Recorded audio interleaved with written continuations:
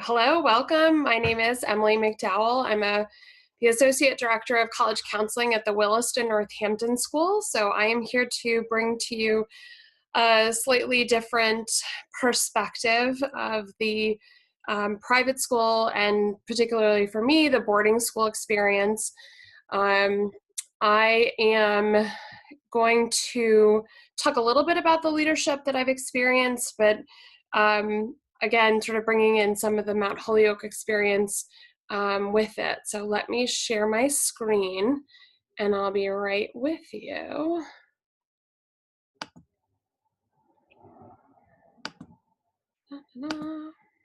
Okay. Oh,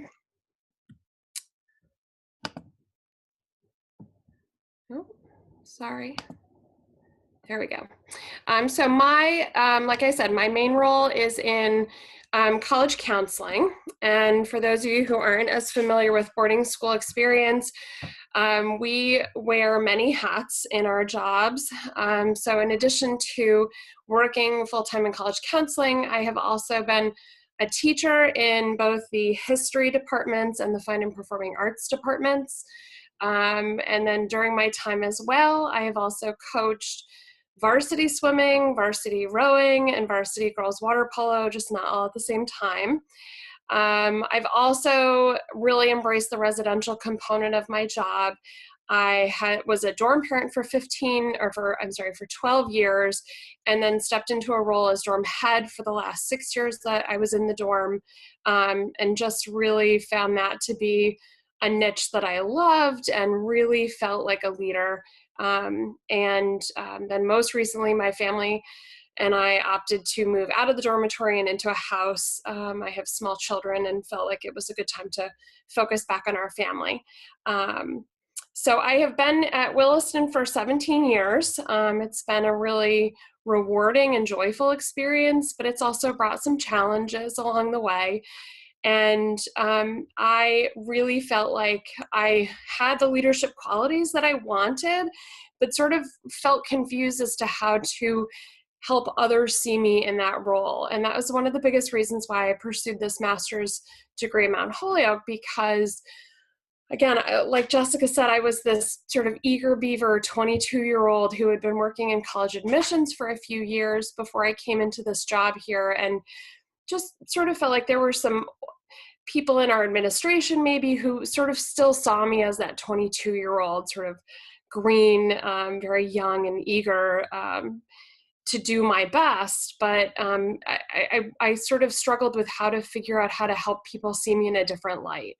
So one of the things that I have really embraced in this program is sort of the definition of what that leadership is and what that means to me. And like Jessica shared, one of I think my favorite takeaways so far from this program has been the Strengths Finder and the Strengths Finder curriculum, and wondering sort of how my role is as a ranger, individualization, input, learner, intellection, and sort of defining what that means, and understanding that for me, the title of learner or quality of learner was one of the things that I think that was the first time I really sort of put a word to that title. I love learning, and I always want to continue to learn and embrace that option for myself. And it was a chance to sort of, like I said, put a title to that and really sort of run with it. I put Captain of Optimism, and my husband gave me a t-shirt one of my first years here, and it's one of those Life is Good t-shirts, and it says Captain of Optimism. And at the time he told me that he loved that I was an educator because I really saw the good in everybody. And it was something that was a huge strength. And again, I had never really looked at myself in that way. And I really understood what he was trying to say to me in such a positive way. And it's something I hold on to still. I pull that t-shirt out every once in a while when I'm having a bad day. And it gives me joy, but it also reminds me of why I do what I do. Collaboration is such a big part, I think, of being a leader and understanding your leadership style. And I think for me, that was one of the ways that I started to understand my role in my community and understanding how I could start to sort of step into that role as a more formal leader. And I think because of my job in listening to students and working with students on a regular basis, that I have that listening quality down. That is something that through the beginning parts of this program, I really started to define for myself as something that I really was very good at. And then I think it goes hand in hand. You have to identify your weaknesses, and it's hard and it's uncomfortable at times, but I feel like it really helps you to reach out and as Jessica was saying, find your compatible, or find your sort of your opposite and on the faculty or in your colleagues. Find the person who complements your strengths and your weaknesses with theirs. And I think for me, that was to identify that I needed to really model those good practices and be sort of the good example for the peers that I have, that, that I needed to really push myself to be the example. I have a tendency to be self-critical. I have a tendency to sort of, push myself down, and really identifying that that was a weakness for me sort of has helped that turn around really quickly. And again, just know when you need to reach out, that you are not perfect and nobody is, and it's okay to ask for help, I think is such a critical piece to identify for yourself. So in this boarding school or private school world, and the leadership is sort of a different task, and to understand how you can fit into that can be a little different, I think, from what I've learned from my public school peers in the program. And so for us, the mentoring of new faculty is a really big piece at boarding schools. We have these crazy 24/7 jobs, and you're asked to do a lot of things that you don't necessarily understand as part of your job in the very beginning when you are hired in these programs. And so I feel like for me, one of the things I've identified as something I've already done is to informally mentor some of the new faculty who've come on board. It's easy to reflect on my own experience and my own frustrations, and be able to turn around and sort of offer them the listening ear that I really lacked in my first years here, and to be able to turn that listening ear on, but also give them some feedback, give them a little critical, constructive feedback in the process. And I feel like I've really sort of helped create a stronger base of newer faculty here that I've been able to add to their experience in a positive way.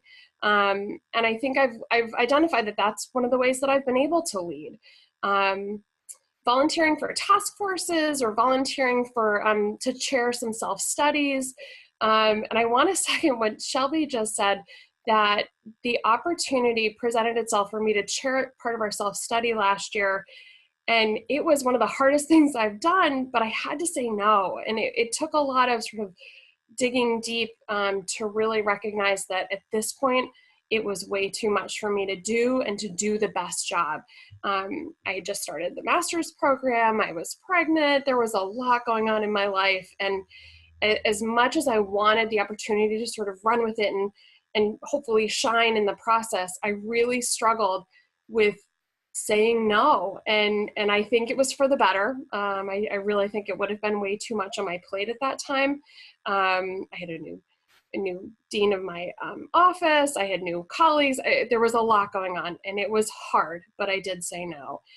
So knowing when, your limit is reached, and being able to do your best job and things, I think is very important. We also have opportunities for faculty council positions. And again, that informal or formal, sort of just being there for your colleagues, recognizing when you are leading just by being there and listening and giving advice, and having those opportunities, I think, is critical in terms of your definition of leadership. And then lastly, I think turning around and being able to publicly be a leader by being a representative of your school at a conference or a regional meeting. I think those are just critical, to be present at those opportunities, but also to be a presenter if you can. I think are wonderful ways of both representing your school and being a leader and starting to define yourself as that expert in whatever position you have. Um, and I think one of the taglines I really loved in this, some of the learning we've done in this program is that teachers are just part of a learning community. You have so many people out there.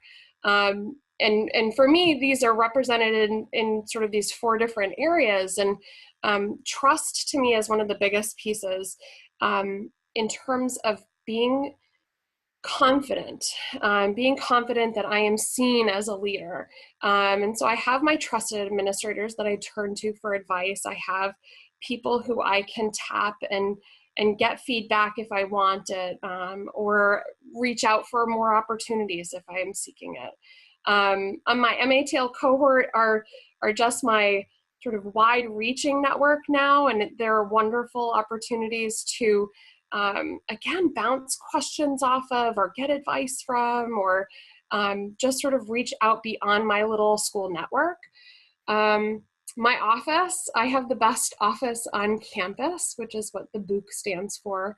And we really do lean on each other and rely on each other for each other's strengths and leadership.